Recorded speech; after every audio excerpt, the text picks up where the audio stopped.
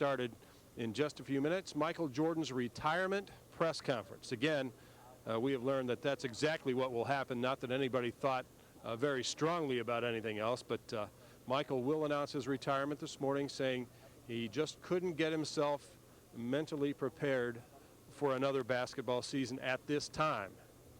Again, we're going to say that he has the right to come back after this summer and say he may want to play again if that's possible, but for now he will not be playing for the Bulls. David Stern is on the dais. Jerry Reinsdorf will be there. Michael's wife Juanita. And those will be the principal speakers at this morning's event. Taking their seats. Now let's go downstairs. A number of the people who've been friends with Michael over the years. Aaron Patton, also from Nike, is here today. So 10 scoring titles, 6 NBA titles, 5 MVPs, and now 2 retirement speeches. This is Tim Hallam at the podium. He is the Bulls Director of Public Relations, informing the media that there will be questions that you can ask Michael and the rest of the folks on the dais when this is over. Well, we do this again for the second time. I was telling my wife coming down, I felt like I was getting married, you know.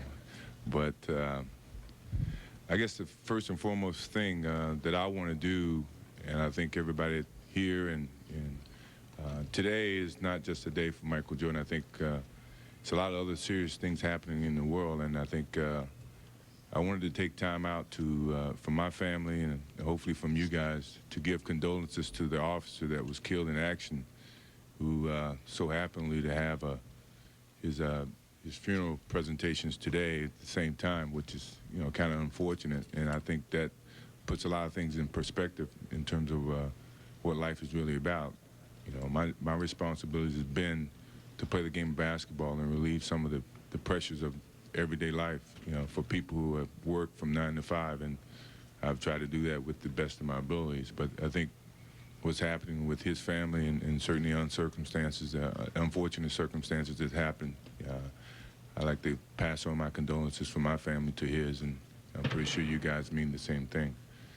I am here to announce my retirement from the game of basketball. It won't be another announcement to baseball or anything to that nature. I think everyone has their own reasonings. There's been a lot of speculations in terms of why. I'm pretty sure I get to that point once you guys get the opportunity to ask questions. But I want to say thank you to both of the gentlemen here, Mr. Stern and Mr. Reinsdorf, for presenting me with an opportunity to play the game of basketball, and certainly giving me an opportunity to come to Chicago and meet my beautiful wife and build a family here, and my family in North Carolina, a lot of my friends who have come up to support this day and support me, who have always supported me once I stepped on the basketball court, and even when I didn't play on the basketball court. I want to say thanks to both of those gentlemen, and to all the fans in Chicago for allowing me to come here, and they have adapted me to be one of theirs, and responsive. I tried to step on the basketball court and get rid of the gangster mentality that Chicago was known for a long time. And I think successfully myself and my teammates and the whole organization has made an effort to change the perspectives about Chicago. And we are hopefully going to be known as a championship city. And I hope it continues on even when Michael Jordan's not in uniform. I will support Chicago Bulls. I think the game itself is a lot bigger than Michael Jordan. I've been given an opportunity by people before me, to name a few: Kareem Abdul-Jabbar, Dr. J, Elgin Baylor, Jerry West. These guys have, played the game way before Michael Jordan was born. And Michael Jordan came on the heels of all that activity, and with Mr. Stern and what he's done for the league, and gave me an opportunity to play the game of basketball. And I played it to the best that I could play it, and tried to enhance the game itself. I've tried to be the best basketball player I could be, and next thing you know, here we are as a league. And I think the league is going to continue on, although we've had our troubles over the last 6 months. I think that's a reality check for all of us, that it is a business, but yet still a game, and the game will continue on. Once again, I've had a great time, you know, and I can't say enough for the people who have supported me, and you know, my life will take a change. And a lot of people say, well, Michael Jordan didn't have any challenges away from the game of basketball. Well, I dispute that. You know, being a parent is very challenging. If you have kids, you know that. You know, and I welcome that challenge, and I look forward to it. And you know, I will live vicariously through my kids as they play the game of basketball. If they don't, you know, I will support that. You know, my wife and I would do the same. You know, we would do what we can as parents and make sure that happens. And you know, that's the challenge that I have in front of me, and I look forward to that. You know, unfortunately, my mother and my family, my brothers and sisters could not be here. But as you see me, you see them. You know, my father, my mother, and certainly my brothers and sisters. So they are here through me, and they once, along with myself, said thank you for taking me in and showing me the respect and certainly the gratitude that you have shown me over the years that I've been here. I will be in Chicago for my career, hopefully, for the rest of my life. My wife won't allow me to move nowhere else. So I will be in Chicago, and I will support Chicago teams. You know, and you know, that's all I really truly had to say. You know, I thought about saying just 2 words, I'm gone, but I figured I owe the fans and certainly the media a little bit more than that. So that's one of my reasons for being here. And I guess Jerry wants to speak first before David, and I'll pass it over to Jerry.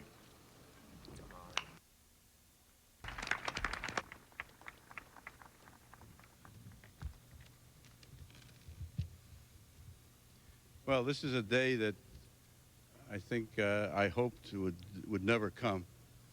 It's has to be the toughest day in the history of the Chicago Bulls. It's a tough day for Chicago. It's a tough day for the NBA. It's a tough day for basketball fans all over the world, and for Michael Jordan fans all over the world. Standing here in the United Center, where Michael Jordan has given us so many wonderful moments, performances, and championships, it's hard to imagine games being played here without him. Michael is simply the best player who ever put on a basketball uniform. He has defined the Bulls, the city, and the NBA for more than a decade. He will always represent the standard of excellence. His statue out in front of the building will greet everybody who ever enters this building again. When Michael retired in 1993, we retired his number 23 and hung it in a position of prominence from the rafters. When Michael came back from baseball, he asked me to take it down. He felt funny about playing when his number was hanging up above, and so we took it down.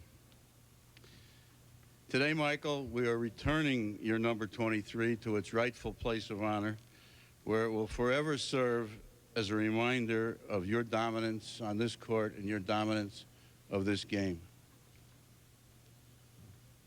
Somebody will...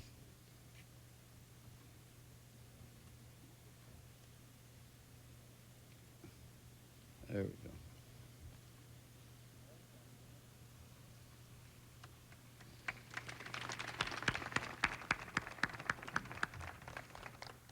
And someday, Michael, the White Sox might retire 45. And to my leader, David Stern, the truth is that for what Michael has meant to the NBA, this number could very well be retired in every arena in the league. Certainly, we in Chicago think that anybody who wears number 23 with a basketball uniform would look like a pretender. Finally, Michael, I have one thing to present to you. For the last season, for the last game, for the last shot, I would like to present to you the 1998 World's Championship ring, which certainly means a lot to all of us. Where is it? So, Michael, thank you very much for what you have meant to all of the world. There'll never be another one like you. Jerry, Michael, would you get in front of the banner so we can get a head on that?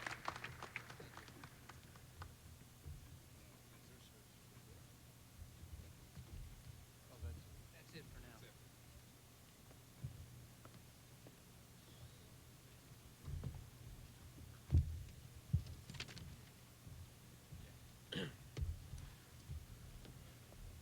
Michael, I get to say thank you for 29 teams and hundreds of millions of fans around the world. Thank you for what you've meant to our game. Thank you for being who you were, not only for your leadership and greatness on the court, but for who you were and will continue to be off the court. Your contributions to the NBA are immeasurable, despite the fact that every newspaper in the country has an insert to detail those today, and every network has a series of programs to do it. I don't think they could ever capture all that you've meant to us. Thank you for gracing our court for 13 seasons, and I disagree with Jerry. This is not a sad day. This is a great day, because the greatest basketball player in the history of the game is getting the opportunity to retire with the grace that described his play. So to you and to Juanita and to the challenge that you define of parenthood, I wish you nothing but continued success and hope that you continue to have the good health that goes with it. Thank you very much.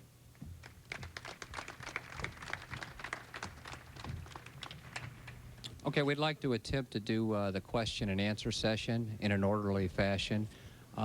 We've got 4 microphones out in the crowd here. If those of you holding the microphone could raise your hand so we can at least... Oh, I see, okay. Over here. Michael, when did you decide to retire, and why did you wait until today to announce it?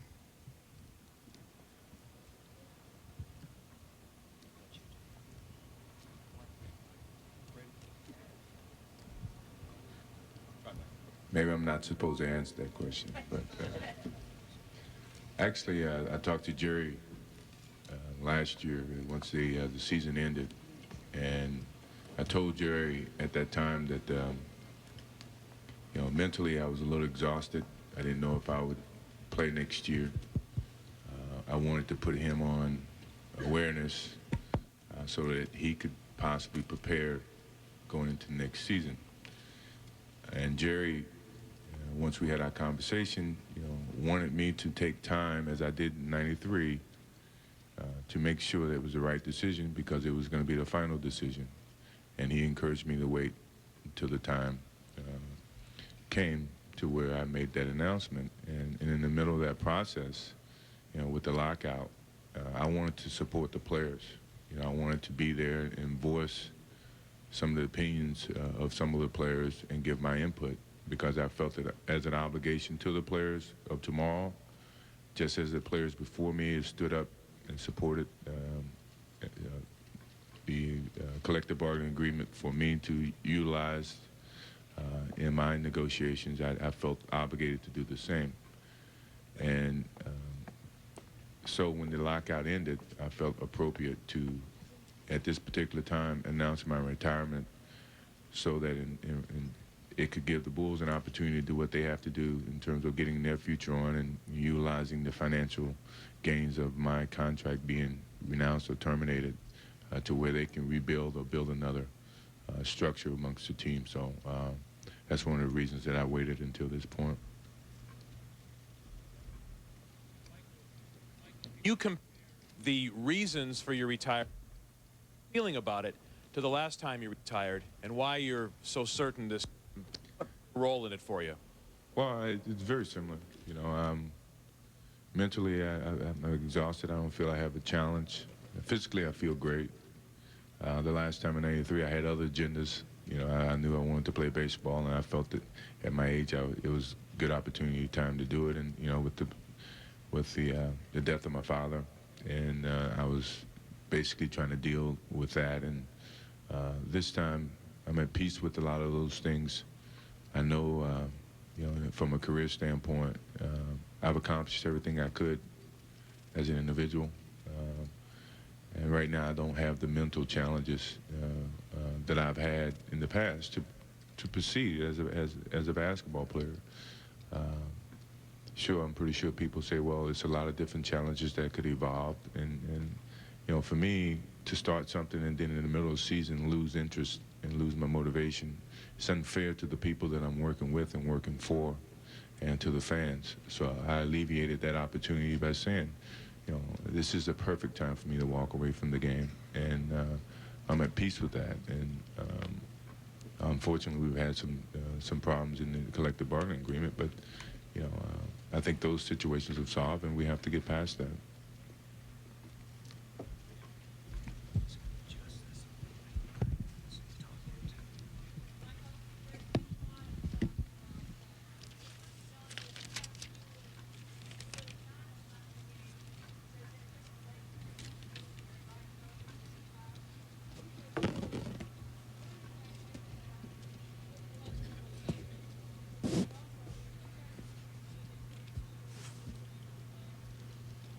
I don't know if you guys have heard that question, but I think I could restate it. The question was, although the differences between myself and management was not the same, and did that have any impact in my decision? Plus, if Phil Jackson would have been the coach, would I have played on? You know, that's a big if. You know, I retired the first time when Phil Jackson was the coach, and I think that even with Phil the coach, I would have had a tough time mentally finding a challenge for myself, although he could somehow present challenges for me. You know, I don't know if he could have presented a challenge for me to continue on with this season, even though, you know, midway in the season I wanted to continue to play a couple more years, but at the end of the season I was mentally drained and tired, and so I can't really say that he would have restored that. In terms of my disagreements with the management about some of the decision making, you know, that's always been my opinions. It hadn't been, you know, ultimatums or, you know, twisting their arms. You know, the good thing about an organization, the good thing about any team, you may have disagreements, but that doesn't mean, you know, the focus is not there in terms of trying to achieve what you're trying to achieve. Management may take a different approach in terms of rebuilding and whatever, and that's their prerogative. I would never say that that's wrong. You know, that's their prerogative to make that statement or make that notion to do that. And I support them even though I'm not playing. But a matter of different opinions, I don't think would have changed my mind in terms of my retirement at this stage of you know, going into the next year.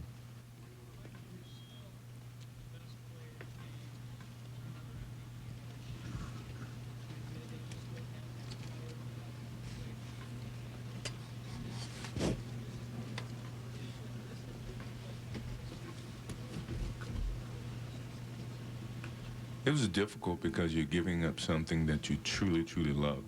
And my love for the game is very strong, and it's hard to give up that love. But for the sake of, you know, the mental challenges that Michael Jordan needs to drive himself to be the best basketball player he can be, you know, I don't want to fool myself going into a situation knowing that I'm not 100%, you know, challenged mentally.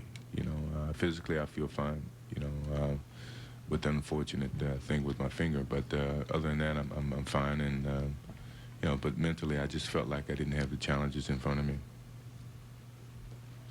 Michael, I guess the question a lot of people around town want to know is, what do you see next for the Bulls? How do you see them competing this year, and do you think that they could possibly carry on the legacy that you established of being one of the premier, the elite teams in the league? Well, I think it presents a challenge for them, you know, to live up to the standards that we've brought here in the city of Chicago. I think it's part of the challenge for Jerry Krause and Jerry Reinsdorf and Tim Floyd to maintain that. And I think they welcome that challenge, and that's good. And it depends on how they take that in action. You know, I don't know what decisions they're going to make in terms of free agency, or I like to see them keep Scottie Pippen around and give him the just due that he's very deserving, but that's just my opinion once again. But we set high standards here, and the pressure's on them to maintain that. Now, how long would that last? Will it be next year? I think, you know, that's hard for me to say, you know, but I'm pretty sure they got to live with that as they move further, you know, and I'm pretty sure they want that to happen. They want to live up to the standards, and that's a part of the challenge, and I support that. Michael, two questions. The first one, I want you to tell me whether the second three-peat was more precious than the first. And second question is, are you leaving with absolutely no more desire to play? Lacey, you're great. I like you, Lacey. The second three-peat by far is the one that you have to cherish the most because it's the hardest. I felt it was the hardest to achieve. You know, especially when the team was dismantled to some degree and then brought back with different talent, players from programs that never really experienced with the expectations that we had experienced with here in Chicago, and we, and I felt it was harder, and we overcame that, and we won 3 in a row. So I would say that's better than the first 3. Now, which team is better? I would think the first team is the better of the second team that won 3 in a row. But it was definitely harder to win the second 3 in a row than the first 3. In terms of desire is always going to be there. If the desire is not there, the love was never there. But I have to make a judgment in terms of the desire.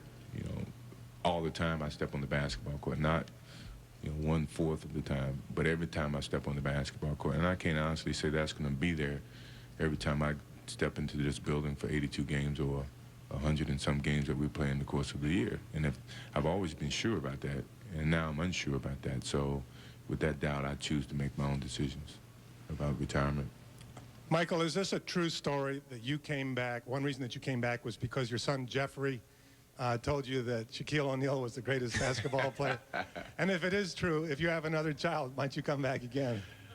No, that's not true, but my middle kid loves Dennis Rodman. He wants red hair, so I mean, I don't think that's going to drive me back, but that is not a true statement, and I'm not against my kids idolizing other people, because that means they see me as their father, and they really don't see me as the basketball player, and that means my wife and I are doing our jobs in terms of being the great parent that we have to be. So if they see other players as being, their idols, I don't have a problem with that. Just no red hair in my household. Michael, which were you more proud of, your athletic skills or the mental skills that you brought to the game, and which was more difficult to keep up? Well, I came in here with the physical skills.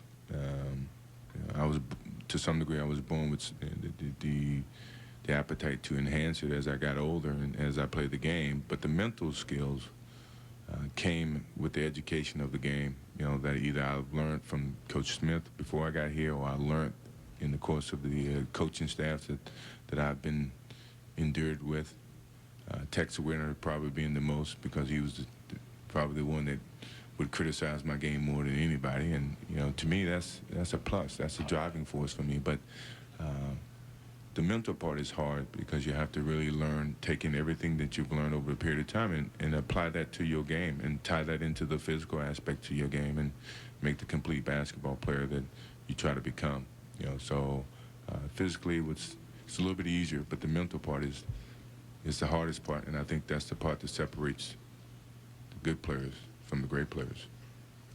Michael, is there any chance whatsoever that you'll change your mind somewhere down the road and return? No. I never say never, but 95, 99.9%, I'm very secure with my decision. Michael, we heard Jerry Reinsdorf say this was a sad day. We heard David Stern say it was a happy day. What are you thinking? What kind of emotions do you have as you make this announcement? Are you mixed about it? Have you been overcome yet? What's going on inside? It's tough.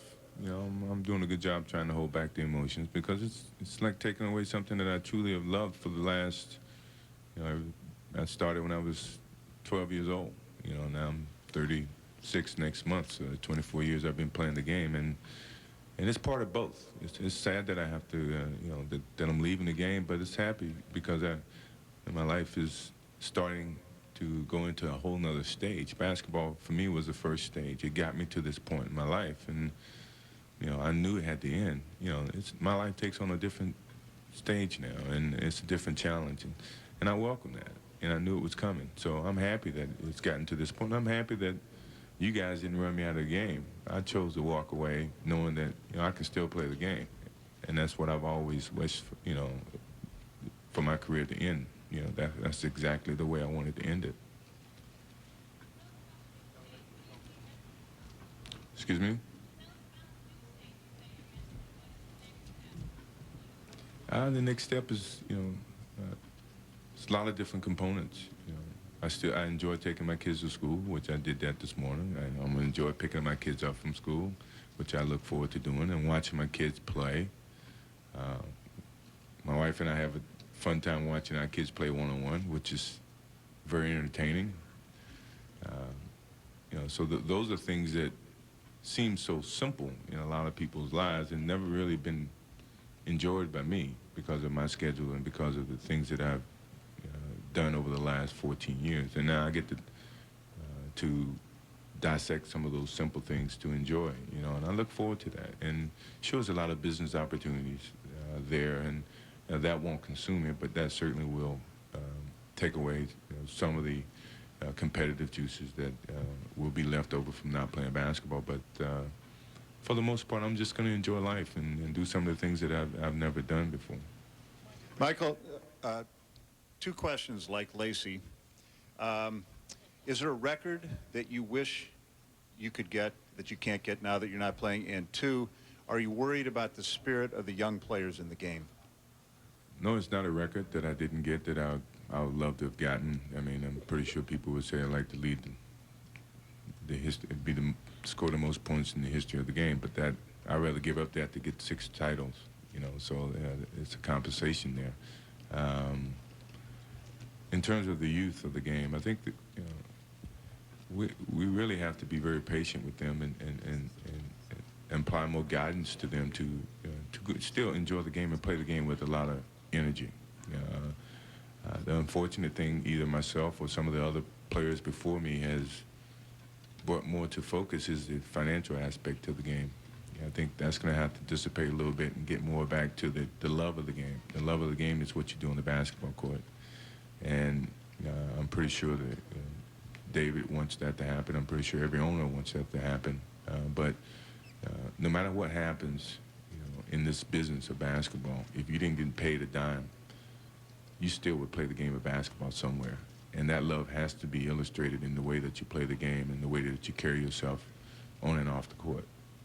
And I think that's something that we all, as athletes, not just professional basketball players, but all professional athletes have to take into account when they're stepping out in the public side. Michael, you've had so many thrills in your career, and you've provided so many highlights and thrills for everyone. From college all the way to that last shot against the Jazz in Game 6 last June, could you perhaps point out one or two of them that really stick out in your mind that just stands above the rest?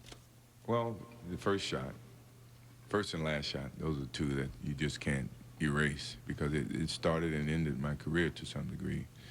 The year we got past the Pistons, because I was getting over the hump. We got to the hump, but we never really could get over the hump. I think the year that we beat Cleveland, when no one thought we could beat Cleveland, I think that gave the city, or got the city behind the Chicago Bulls, that if you put your mind to something, you can accomplish what you believe in. And a lot of people didn't give us a chance. And we went out and we beat Cleveland. And I think that showed to the public here in Chicago that, either you're with us or not. We got to make a change here in the Chicago Bulls organization. And we're going to have to do it with the belief starting within and then hopefully extending outside of that. And I think that was a major step into that whole thought process.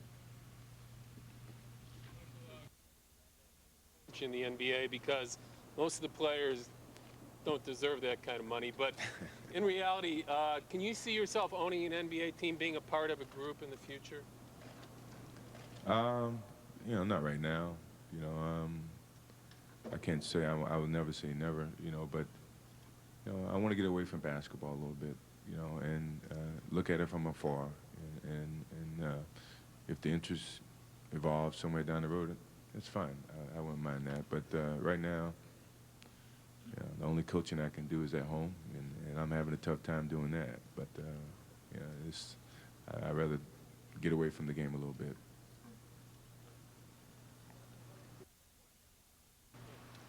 Michael, you said you'd only play for Phil Jackson. Hypothetically, if Phil Jackson ended up somewhere else, let's say Madison Square Garden. Would you ever play for Phil again? You know, that's not even envisioned in my mind right now. You know, and you know, so I don't think that's going to happen. I'm pretty sure that's not going to happen. And if Phil ends up in New York, I'm happy for Phil. But although I love New York, I can't see myself coming out of retirement and playing in New York.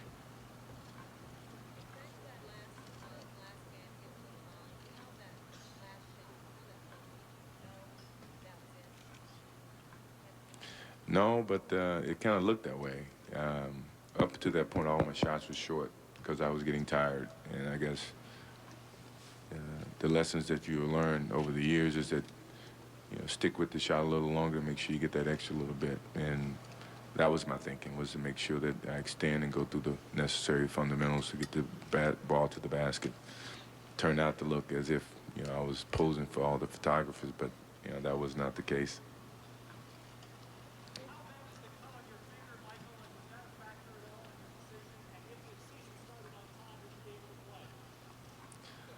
Well, the most unfortunate thing, it was an accident trying to cut a cigar.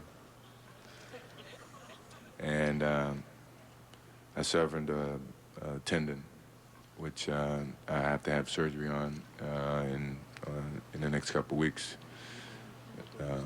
Hopefully it doesn't alter my golf game, but my decision was made before this happened. And if, you know, from what doctors have told me, that even if I chose to play, I wouldn't be able to play for 2 months. You know, but that never had any factors in terms of my decision. You've been able to transcend geographical, racial, social barriers.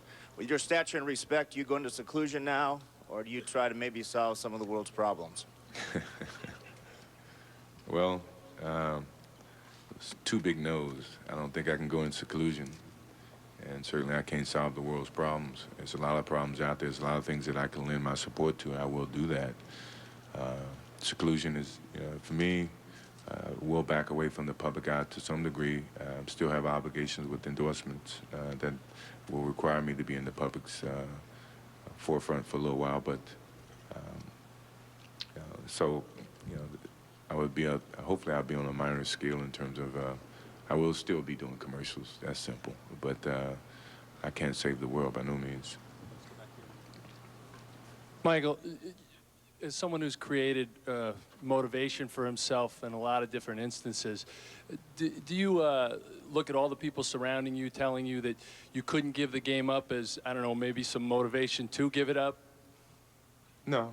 I just, when I heard people saying that they didn't know Michael Jordan, I mean, and it's mostly speculation, and I try not to let that influence my decision in terms of what I know what's best for Michael Jordan. And conversating with my wife and my friends, and, you know, once I get feedback from them, I make my own decision, not based on what I read or what I hear. You know, there was a lot of speculation that was totally untrue, but, you know, I'm pretty sure people had a chance to read it and enjoy it, but it didn't influence my decisions by no means.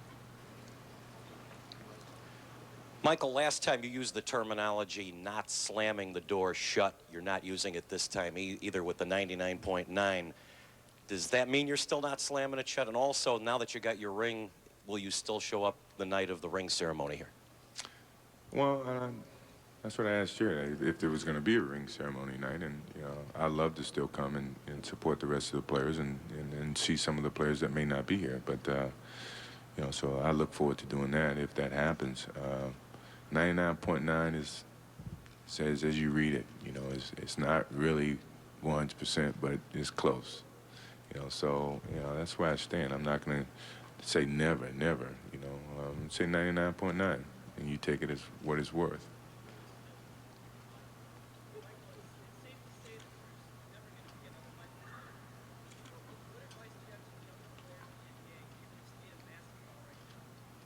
It's never going to be another Michael Jordan. It's never going to be another Dr. J. I knew that. It was never going to be another Elgin Baylor. I knew that. So the kids of tomorrow, it's never going to be another Michael Jordan. You know, it can be a Grant Hill, it can be Anthony Hardaway, it can be Kobe Bryant. But Michael Jordan is Michael Jordan. And you may pick bits and pieces of his game or his personality, and somehow correlate it to yours. but either way, you have to evolve to be the person that you are. Sure, that you're going to use comparisons as a standard of measurement. Yes, that happens. But it's different circumstances that you have to deal with, you know, in each era. You know, I didn't have the same things facing me as Dr. J had in his era. And I'm pretty sure Kobe and some of the guys who come behind me is not going to have the same, you know. So they have to evolve to be the players that they are, or they're going to be, with maybe my influences and other influences. But you're right, it's not going to be another Michael Jordan, and I wouldn't advise the other guys to try to be that or do that. You've talked so much about all the positives and everything regarding your career. During your career, what was the most difficult things for you to go through? Losing early on. And I guess it's part of losing that you had to change your game to the criticisms that you were receiving. Well, Michael Jordan doesn't make his basketball, his players around him better. And there was some truth to that, you know, because I didn't really know how, and I had to learn to do that. So that was a challenge, but yet it was a negative towards Michael Jordan, and I used that negative as a positive. You know, there's a lot of negative things that happened to me in my life, you know, within the game of basketball and outside basketball, but I've always been able to take that negative and turn it into a positive as a learning experience, but yet, you know, move forward from. And I wouldn't change anything. I wouldn't change any of the lessons that I've learned from the negative and the positive, because I think that helped me evolve to be the person that I am. But it was a lot of negative things that enhance, you know, me as a person and as a player.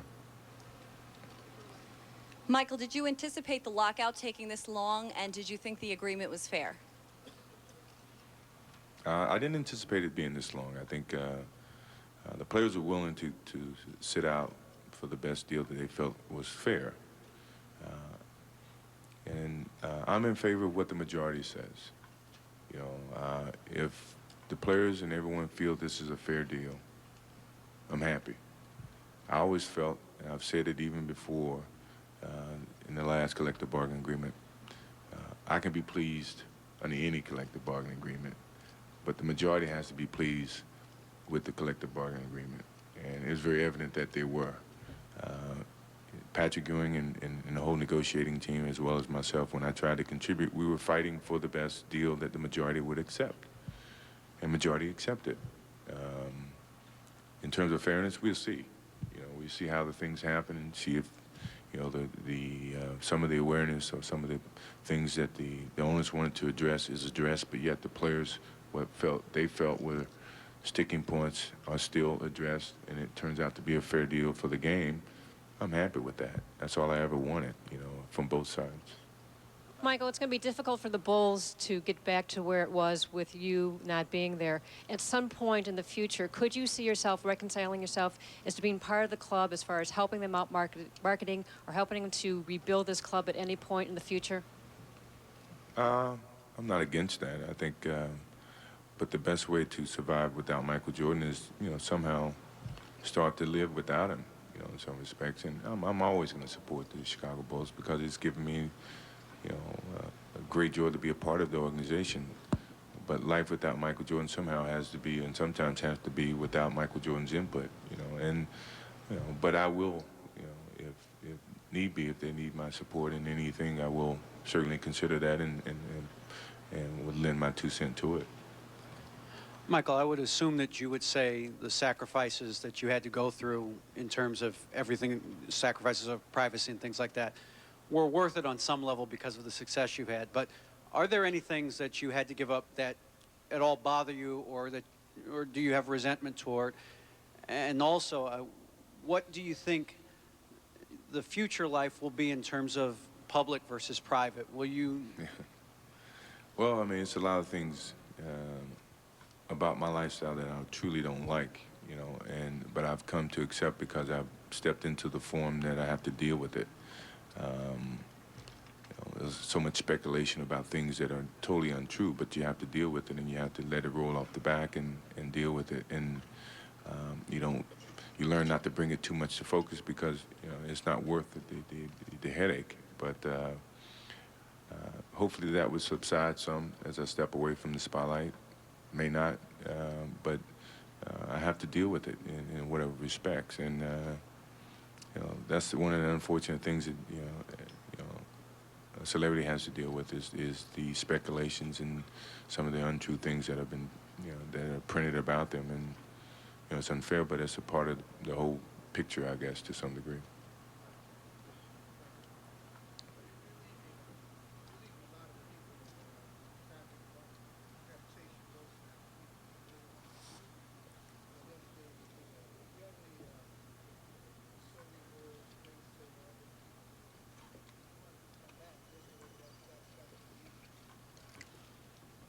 I like that, Bill, because I talked to Patrick, I talked to Charles, I talked to Carl, I talked to all of them, and I'm pretty sure they feel the same. They all wanted me to come back just so that if they win a championship, they can say they had gone through Chicago or Michael Jordan to win it, to give it the meaning that it, of taking a title away from Chicago.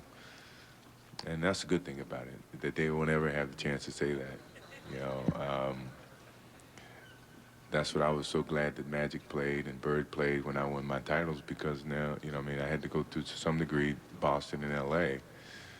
Patrick, I don't know. He won't be able to live with himself if he can't beat Michael Jordan in a series. And Charles Barkley, I told, would never win because he doesn't dedicate himself to winning. But,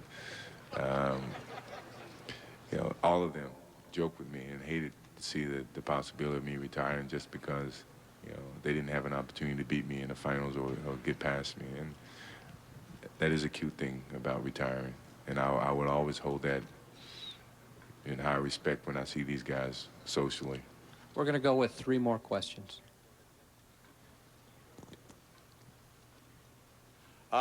Juanita, what are your feelings about the retirement? How's this going to change your life?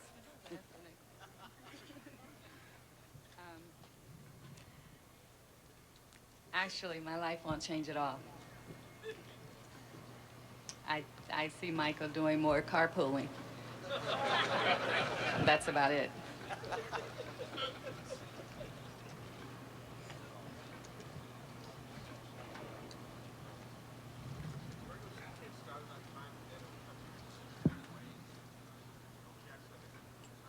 None. None. Phil and I, we talked all season long about, what the possibilities may be at the end of the season. And once he made his decision, he didn't want his decisions to influence mine. And I said it wouldn't. And I didn't want my decision to influence you. Sure, I'm saying that I would rather play for Phil Jackson if he's here. But that's just my opinion. But that doesn't tell me, or that shouldn't have you make the best decision suited for Phil Jackson, because that's the first and foremost for me, is to make sure that you're happy. And he didn't have any influence in terms of what he didn't even know. I haven't talked to Phil since somewhere midway in the summer. And if the season would have started in October, I would pretty sure that I would have made the same decision. I don't think that changed by doing it now. Michael, one last time for the record, why do you have to walk out of here with that 1% in your pocket? Because it's my 1% and not yours. That's why. Michael used to consult with your father throughout your life about so many important decisions.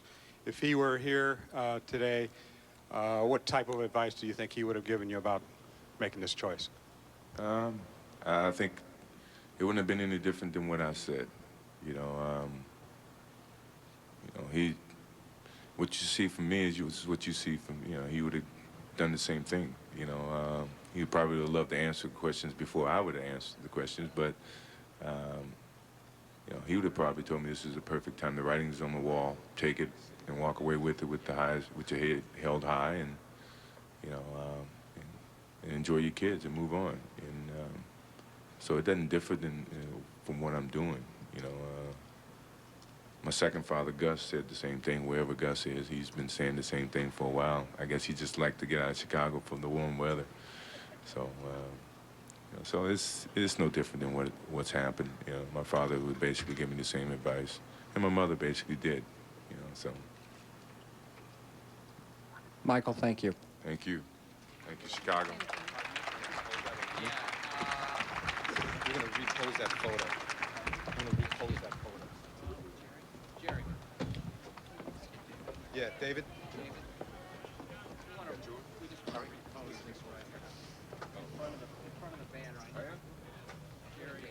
Well, somewhat understated, not much pomp and pageantry, but Michael Jordan has made it official. He did announce his retirement at the live press conference from the United Center in Chicago today. On hand, David Stern, the commissioner, Jerry Krause of the Bulls.